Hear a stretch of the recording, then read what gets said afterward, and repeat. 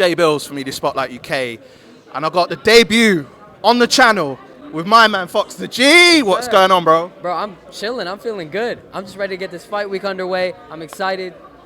Let's go. Let's go.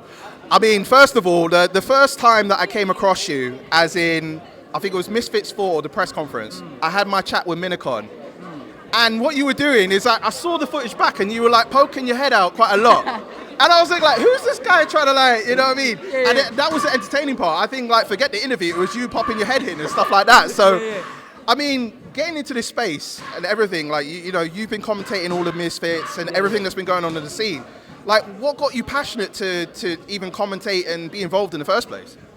Bro, I just want to try it out. I always loved this scene. I always loved boxing itself. And I was always a boxing fan. And I was a fan of the people that are now doing influencer boxing. So I wanted to bring my own twist to it and just try and get myself involved. So I tried everything, bro. Like, take it seriously, make jokes, make memes, troll the fighters. Like, I tried to do everything that I could do. And then I eventually found my role, man, and here we are. Yeah, because, I mean, your YouTube has been blowing up. You know, you get to chat with a lot of fighters. You put your own commentator, which is a lot of the time funny, by the way. I'm just like, is this guy trying to cause himself some beef, like, with some of these people? Like, hey, man. You know, like, what gives you the confidence to say, like, I don't give a fuck, I'm giving my opinion?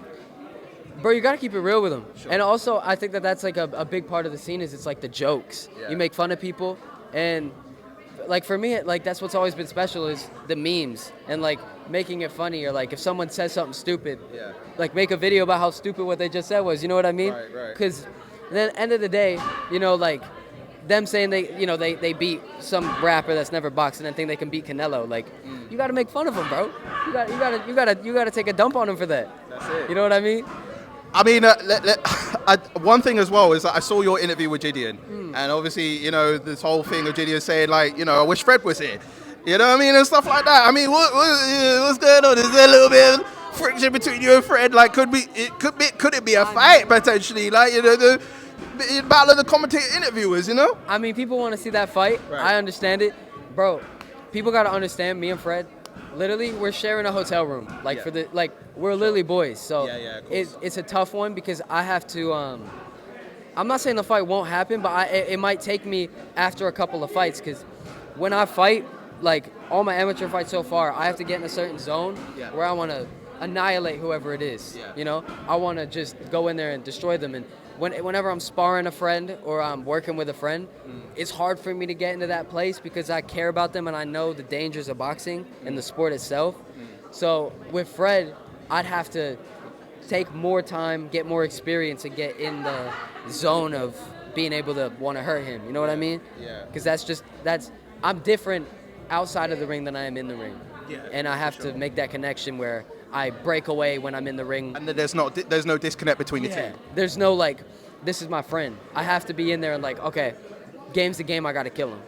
Well, let's talk about your recent fight that you've had, second round TKO. I mean, obviously a massive improvement from, you know, the first fight that you had.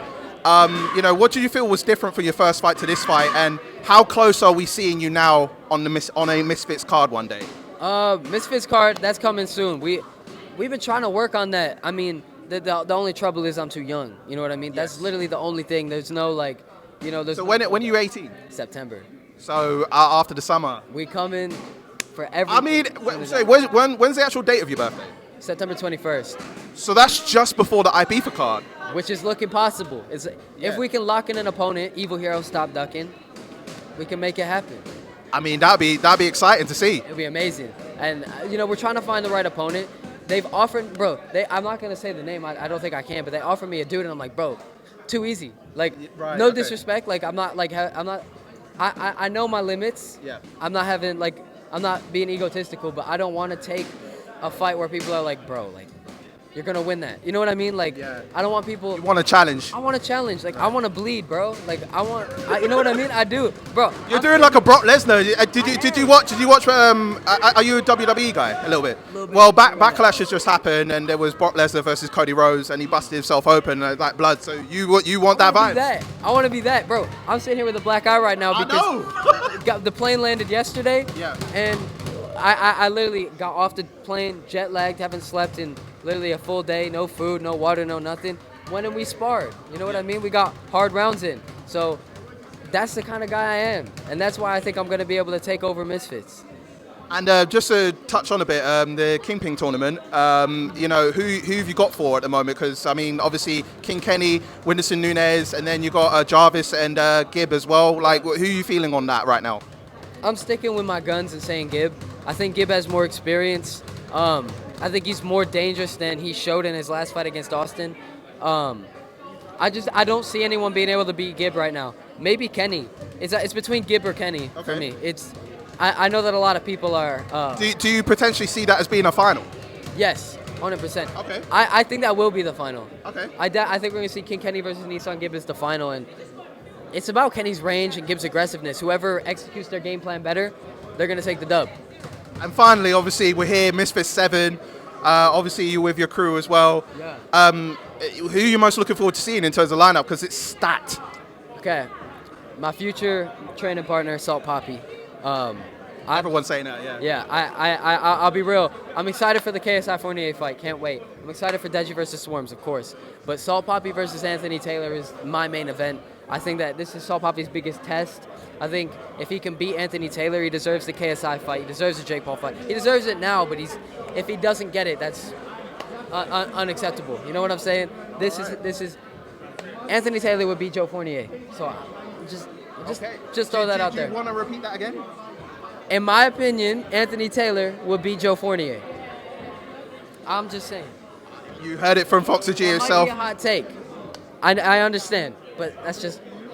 I mean that's why you're Fox the G. That's true. You're a G. I'm a G. I say it. I keep it real. Well, Fox, it's an absolute pleasure. I hope we can see more of you during the course of this week, and I wish you all the best, man. Enjoy it. All right.